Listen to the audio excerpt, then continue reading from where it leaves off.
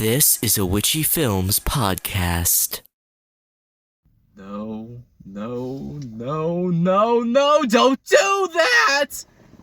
I thought we were having a nice podcast! Welcome to Haven't Seen It, the show where we show each other films that some of us haven't seen before. My name is Nathaniel Stoner, and today we are watching Obsession by Curry Barker. I have not seen today's film. I did, I said it earlier. I have seen today's film. I'm Matthew Harskowitch.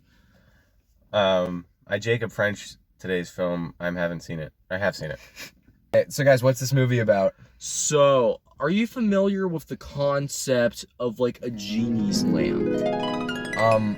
I did watch Aladdin, yes. Okay, well this is not at all like a genie's lamp. It's more like a monkey's paw. A monkey's paw is usually the thing where it's the paw of a monkey. You make a wish, the finger goes down, and it happens, and then your wish comes true. But there's a bad thing attached to it. And now this movie is kind of similar to that premise, except it's not an evil wish. It's an evil person making a wish. So like when Jafar gets the lamp in Aladdin. And then, this evil person, Yes. he goes downstairs. Mm-hmm. He sees this wall, and he notices a light peering, like right through the wall, and he puts his hand up to it. His hand goes right through it.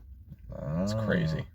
Then he goes in, and there's this big like area, like in the back, right? There's all these rooms. And then at night he keeps having like these nightmares of like this very tall, deep-voiced man in a bunny suit telling him to like do things like burn down a building, do graffiti. I'm thinking of Donnie Darko, never mind. What do you guys think of the movie? You guys have already seen it, so give your non-spoiler reviews. I really liked it when I saw it. It's one of the more recent horror movies that are actually good because there's little elements of comedy throughout it. It's also dealing with actual concepts. It's not just a guy like running around killing people like most horror movies are. It's original, it's indie, it's made by somebody who actually like enjoys the art of film. Yeah. And it made me want to throw up at points. Yeah. Oh. Yeah, I saw this movie a couple weeks ago. I absolutely loved it. I gave it a 9 out of 10 on my first watch. Might bump it up to a 10 if it still holds up on this rewatch. But yeah, it's one of the more visceral horror movies I've seen, where it goes into such an extreme in its theming and the horror that happens to its characters. It's like there's no restraints, or there's very little restraint. Like they just go for it. And I am so glad they did, because it's so good. It's so creepy. I wanted to leave the theater multiple times watching it, but I didn't, and I'm glad because it was really good. And speaking of theaters, oh sorry Jake, I just want to make a note of this. This episode, we are actually going to be watching the movie while it's still in theaters. Yes, this is the first one. Yes, can we see the? Actually you can. Yeah. Okay, actually, I wasn't sure how that was going to turn out. So I know you may have thought from the background lighting that we had died and gone to heaven. Not yet. Your first clue should have been that none of us are going to heaven. So second clue is we're actually not dead and we're watching it in theaters. I'm really excited to see it. One thing I will say about this movie is that I think it does a really good job at making you question when something's going to happen. A lot of horror movies, you can kind of tell when the characters are safe, when they're not, when things are going to ramp up. But in this movie, you're always left questioning, what's about to happen? Will something happen? What will happen, right? There was only maybe one time in the movie where I kind of predicted what was happening. Yeah. Okay. And even that wasn't bad. So, yeah. You guys ready to walk to the theater? Yeah. Wait, who has the remote? Oh, Do you have it? Did you forget the remote? How can we walk to the theater without How the fuck are we supposed to watch this movie without the remote, Matthew? It was your job to bring it. Oh, wait, Nate, your phone has a universal remote download, doesn't it? It has like the Paramount remote. Here, we can use that. Yeah, my phone has it. Paramount's owned by Universal, right? We can use that. Okay, No. so yeah, that works. Maybe soon. We'll see how this goes. How the whole merger goes. From here. All right. So yeah, we have. All right, and we have our remote. So let's get to the theater.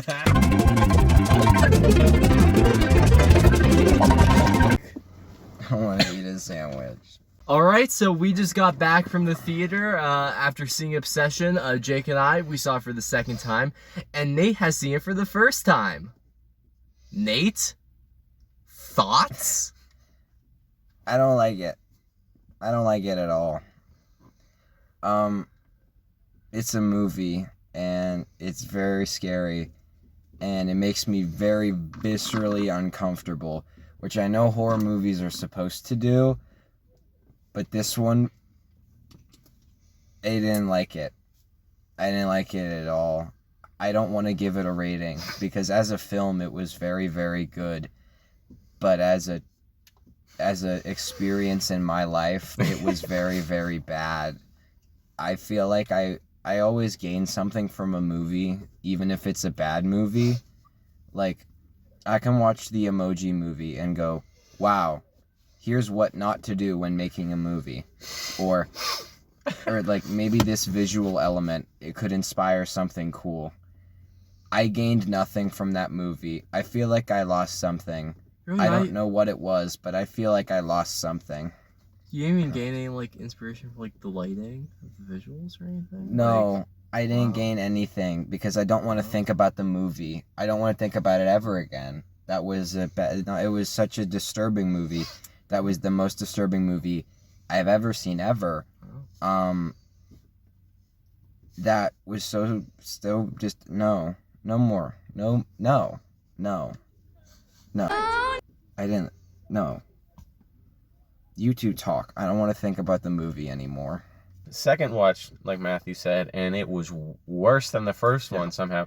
It's like when, like, you feel like expecting what is going to happen and knowing what is going to happen is going to, like, you're going to be able to calm yourself, be like, you know, I know exactly what's going to happen, right? But it made it worse. I covered my eyes at one point. I covered my ears. I covered his ears. Most of the movie, or like after the halfway mark, I had both my ears covered, and I could still hear it.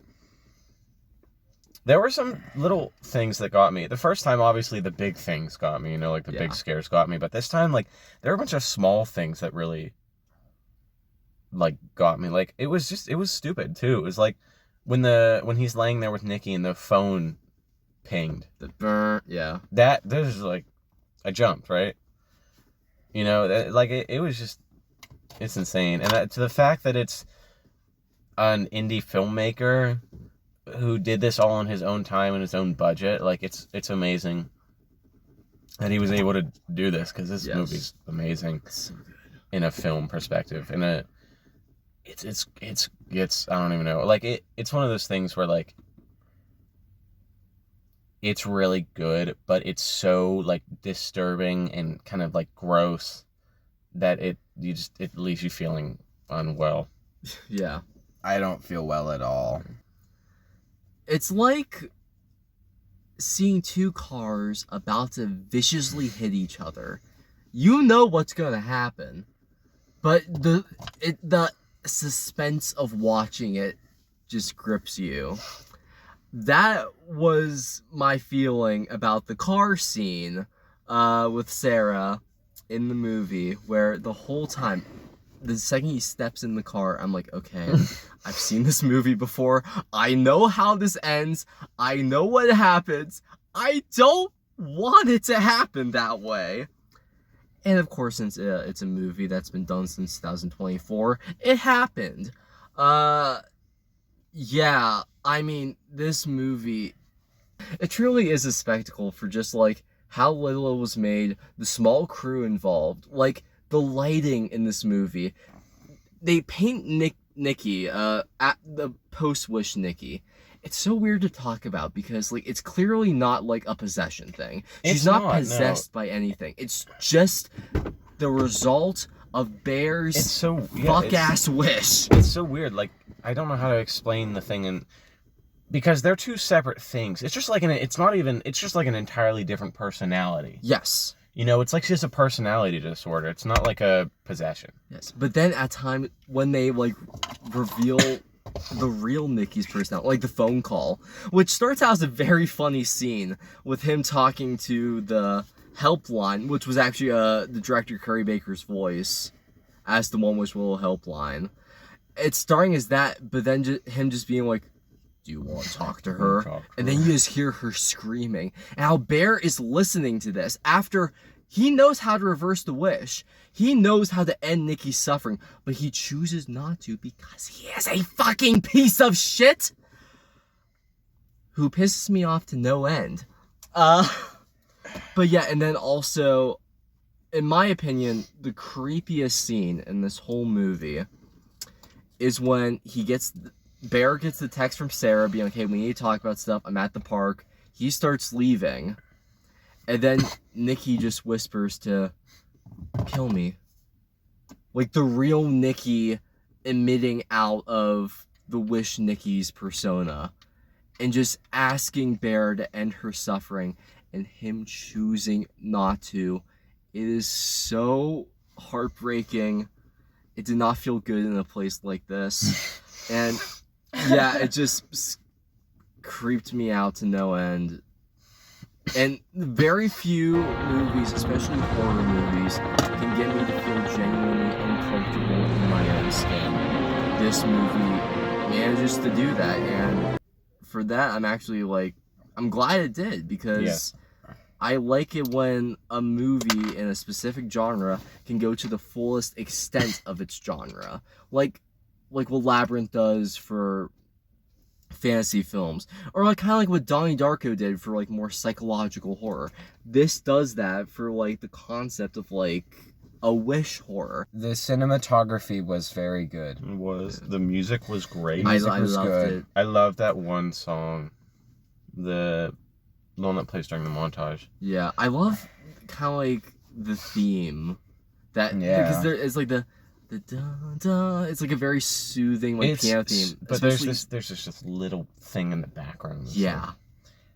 Yes. Concept the movie is basically sexual. So. Yeah. Yeah. I don't. He rapes her. That so messed up. That's so messed. And he wasn't thinking whenever he made the wish.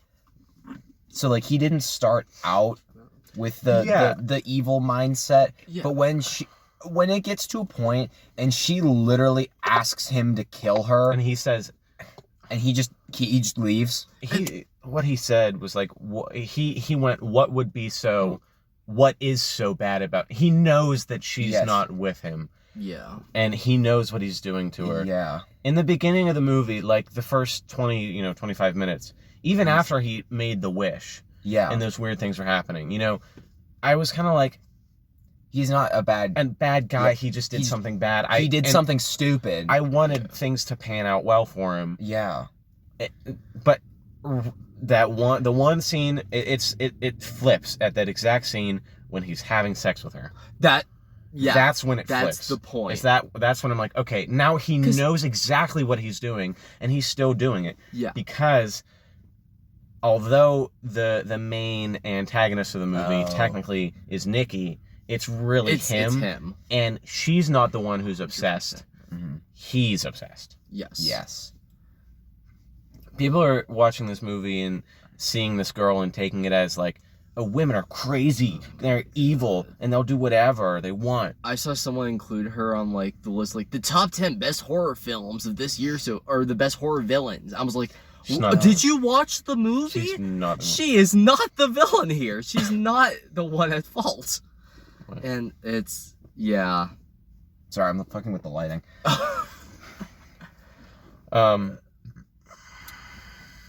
Ian's a piece of shit. Oh yeah. In the movie, because even in hindsight from the start, he was hooking up on and off with Nikki, and then he was still telling Bear hey, you should go after her, man, even though he was treating doing an object. Yes. Something to win. Yeah. There's some fake websites in this movie, and it's really funny how fake they are. I know. The Google's called Probe. Yeah, Probe. It's Genie PM, and it's Chat GPT, which again, it was made for a very low budget. Obviously, they come get the license to these actual things. And honestly, thank God, because if I had to see Google product placement, that would take me out of it. I hope those people aren't going to watch that movie. Or you just want to stay outside I go the warn theater them? and warn them? Don't go you know, in like- there. you know, Don't like the- see the movie that's supposed to make you uncomfortable. It'll make you uncomfortable. You know the like the homeless guy with the sign like the end is near. I'm gonna be standing outside the movie theater with a "Don't watch Obsession" sign. I understand. Okay, here's my thesis. Now that I've had a minute to breathe and think, and Matthew is gonna ascend to heaven while I This light say my makes me. thesis. You guys know Mrs. Love at the end of Sweeney Todd when she's in Yeah, the she's oven. in the this oven. light is what it looks. Sorry, sorry. Yeah. So here's my thesis about the movie. The movie sets out to do something. It is to make you uncomfortable and grossed out and disturbed and feel wrong. And it succeeds very well. The movie succeeds in the same way that if I set out to stab a man on the subway and I stab a man on the subway, I successfully did what I set out to do. But what I set out to do, I'm gonna go yell at them. Can I go yell at them? I don't know if the phone's gonna pick this up or not. There are Yeah, some they're kids children. screaming outside. They're not in danger. It looks like they're just. No, they're doing that No, thing like- with the grass blades. Can I please go yell at them? Okay. No, Please. don't yell at the children, No, Nate. we're sitting in the car. God, I No, wanna fucking yell at these no. I'll leave I the can't- car I can't again. do that every time. I'll start What were telling you the- finish saying what you were saying? Okay. Stab a man on the subway. It's like, stabbing a man on the subway. I set out to stab a man on the subway, and I succeeded, but I gained nothing, and the homeless man that I stabbed on the subway gains nothing, and all the people who had to watch it gain nothing, and the poor fucker who has to clean up the body on the subway gains nothing. I gained just- something. Well, you gain, like, cinematography and stuff, so I guess no, in the actual themes of the movie. I gained nothing from it. It set out to do what it wanted to do, and what it wanted to do was make me viscerally uncomfortable and never think ever and want to never think ever again. And it did that. Nate, As a film, that was like 4.5 out of 10. Like, cinematography was beautiful, the score was You mean great. You said 4.5 out of 10? That's a film? Oh, I meant at 4.5 out of 5. I was about to say, Yeah, Jesus sorry. Christ. Yeah, no, out of 5. So I guess that's like 9 out of 10. Yeah. So, like, it's a 9 That's out what of I 10 would film. give it. Cinematography, score, actors, setting, lighting, everything perfect. And it did what it would set out to do.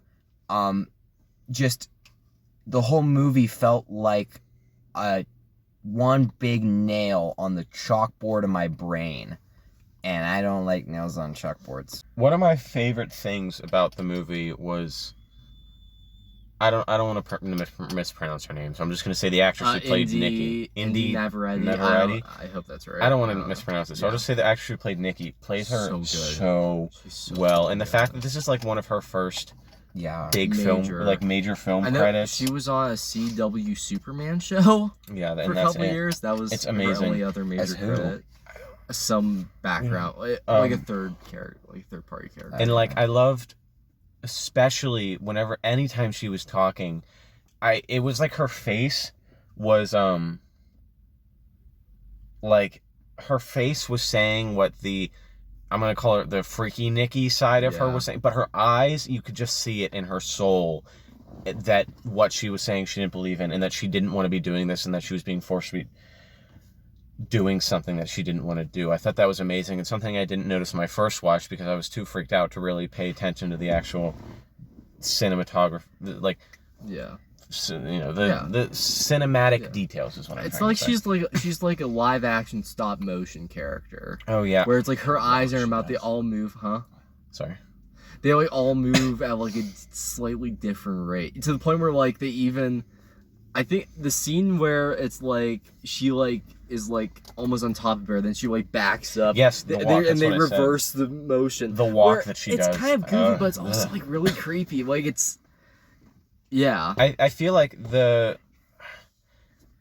reason that she's walking like that this is what I theorize, is that she's just like she later in the movie imitates Sarah after Yeah. doing that. She draws the She's imitating the way that a cat walks. Mm-hmm. Because Bear has real love for the cat. Yeah. Oh. And so she's like walking around all like kind of like when a cat walks, it walks with a purpose, and it walks smoothly and like sleekly. Yeah. So she walks exactly like that. Who's your favorite character? Sarah. Okay, we can all agree. Oh, Sarah. And then favorite scene, I guess like creepiest scene. Oh, I mean, again, I kind of said like creepiest scene, just the whole like kill me. Yeah. Thing when she's talking through the sleep, it's just oh. I thought the creepiest scene was the bedroom one, the second bedroom one, where she's standing in the corner and she's like, watching you sleep. I'm watching you sleep. It smells like you. It smells like you. And then she starts screaming. And she had the makeup on that made her look. The I want to uncanny show you the makeup. makeup Yeah. after.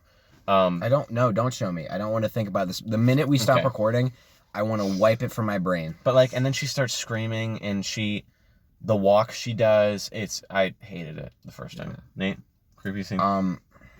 Creepy scene. My favorite scene was none of them because they all disturb me so thoroughly. The creepiest scene. That's a lie. My favorite scene was Bear and Sarah talking at the store. Oh, yeah. Because it was so sweet just to see the two of them. I'm like, they would have made they're so cute. But at that point in the movie, I was like, I know how this movie's gonna end. Yeah. Not exactly, but I know it's not gonna end well. And it's not gonna end with him and Nikki shaking hands and going, this isn't working out. I'm going to go date Sarah. And then just all happily ever after. Okay, bye. Okay, that's cool. So, but then like, it was so sad seeing that because I knew how it was going to end. But then I was hopeful. I was like, maybe, it could end that way. Especially when Ian had the wish. Yeah. Yes, especially then. And then I was hoping too. I was like, I know this is going to end bad, but like there was that little maybe Ian's going to wish he's going to do the right thing. I wish for $1 billion. And then she's gonna stop liking him, and then she's gonna get mad and pissed at him, and then he'll go with Sarah or whatever. Yeah. But it didn't end like that. But also, it snapped my delusions of the movie possibly, maybe, potentially having a somewhat positive ending. Yeah. With him and Sarah. When she picks up the note and she's just teasing him like, oh, my little food critic. What is it? Something like what's the verdict? What's the verdict? Cat. And then I was like, what's that mean, Bear? I was like, yeah, what the fuck does that mean? She's just writing weird shit. Yeah, you're like, what does that mean? And then he looks at the sandwich and I'm like, no, that's not what the movie's doing. And then he goes and he opens the sandwich and I closed my eyes and I thought he's going to open the sandwich and there's going to be nothing there. It's going to be a normal sandwich. And I opened my eyes and it was Cat. And I went, what the face my first watch, 9 out of 10. New watch, still 9 out of 10. I mean, if we're getting into decimals, I would give like a 9.7, 9.8. There's just some little things here and there that keep it from a 10 for me. Like the websites, again, they look really fake. I understand it's a budget thing. It looks really fake. Plus, I think like some parts of the pacing could have been like tightened up here and there. But other than that, like still really, really good. This is gonna like become like my new favorite movie to like show people who know nothing about it. Because I like seeing reactions. No, I'm gonna warn people about this movie, so you can't do that. You can't do what you did to me to them. I'm gonna sit outside this movie theater with my sign, like the homeless guy, and the end is near, and I'm gonna say, "Don't watch Obsession." Streaming, man. What about that? Okay. Yeah. Sorry. No, I'm not. Yeah. Okay. I'm gonna give the movie a 9 out of 10 as well. I thought it was really good. There was nothing that was in it that I was like, this is not correct or this feels wrong. You know what I mean? I think it set out to do what it did well. I think it was extremely scary, and it wasn't just some run of the mill, horror movie. Yeah. It had a message behind it, which I don't think many horror movies nowadays do. Yeah. But I'm not giving it a 10 because I think personally that, one, it's too disturbing for me to give it a perfect score, and two, only one movie could ever be a 10. I'm not, because a 10 is a perfect. This is the best movie ever. Yeah. I think until I see a movie, there's got to be one movie where I'm gonna see it and I'm gonna say this is a 10. Yeah. And there can only be one. Well, movie see, my opinion of like a 10 out of 10 rating is, I don't think there's ever going to be, or there ever is, such a thing as a perfect film. I just think, at least for me, a 10 is when I would not change anything about it. A 10 for me is like, if I could make this movie, I would do it exactly the same than how it is now. That's just that's always how I view like a 10 out of 10 rating. I would give it, I know in my heart that it's a 9, but it's so disturbing, I can't give it anything above a 7. As my personal ranking, it is easier on my brain knowing that there are other people out there who will give it the 9 it deserves, but it is everyone else. But it is genuinely just so thoroughly it's revolting. It is a revolting film. Yeah. And I cannot get. I'm gonna give it a 6. No, thinking about it more, I'm giving it a 6 just because of how thoroughly revolted I am. But on a filmmaking perspective, I know that it's a 9. I know it is. But I can't give it that. I have to give it a 6. I turn the fucking camera off. I'm done. Yeah. Thank you all for watching this episode of Haven't Seen It on the film Obsession, directed by Curry Barker. Curry Barker. He doesn't bake, he barks. We don't know what movie we're gonna watch next. So yeah. For Haven't Seen It, I'm Matthew Harskowitch. I'm Jacob French. I'm Captain Clark. And we'll see you all next time. Bye. All right. Okay. So. Okay. Let's get in our real seats.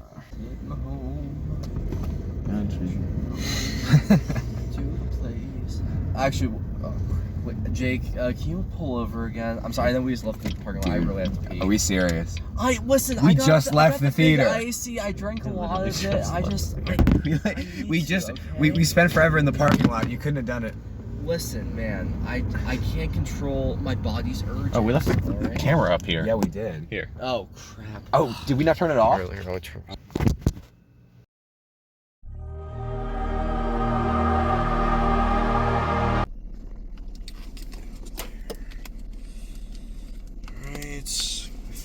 Can you hurry it up? Yeah, dude, you already made us go back to the movie theater. Why'd you park at the back? Why can't I just... No, the bathroom's still at the front. I can't go through the back. Get out of the car. Go to the bathroom. Oh, my God. I'll be back. Yeah, don't take too long. We need to find someone else for the podcast. Like, we need to find somebody else. I'm actually getting sick and tired of him. We can't just, like, get rid of him, though. I mean, it is his, like, channel, and it's the three of us. If we get rid of him, it'll look weird. I mean, unless there were some circumstances behind it, and we, like, did it in his honor, you know what I mean? Yeah, like, I guess. But honestly, like, I mean, if we just need his channel password. That's all we need, is to get the password to his channel, and then we can just sign in and say that it's him, and, you know, like, grab his email or something. We can ask Lucy. We can just sign into his stuff, post from his account. Cash Grab only has, like, 13 subscribers. Witchy Films has, like, I don't even know, like, hundreds. And we could use that, man. We just change the names, rebrand it. We'll have a jump start on Cash Grab. I say we do it. Just, we take his shit. Yeah. I mean, yeah, but, like, how do we do that, though? You know what I mean? Well, I don't know. He's not gonna let us do that. He goes on vacation in, like, a week. We could just, like, take, I don't know, maybe a family member of his is staying home. We can just, like, get the stuff from them, and then whenever he gets back, we'll take it. We'll just, like, ghost him, stop talking to him. Like, we don't have to talk to him. Nothing's forcing us to talk to this guy. I got an idea. So, you know how we just saw Obsession, obviously? Yeah. We could kill him. Oh. What do you got in mind?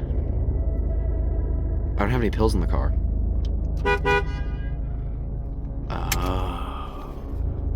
I'm gonna go to the bathroom. I mean, he's almost... Okay. Yeah, I'll tell him to, like, get in your seat or something. Okay. I'll think of something. All right, go.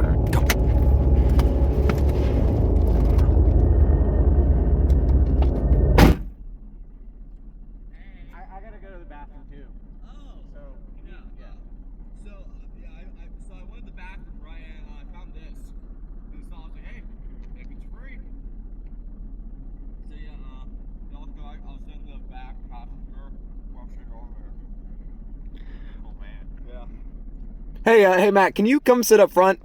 Jake wants you to keep his seat warm. But he didn't tell me to keep his seat warm. Well, he told me. Also, he's not walking the right direction. I don't know. He'll find it. Okay. Yeah, you know him. I trust you, Nate. He gets lost. Nate Stoner, I trust you 100%. Oh, thanks, Matthew. What are you looking at? Oh, nothing. I've been enjoying doing this podcast with you guys. I mean, it's built. Fuck him up! Get him! Get him!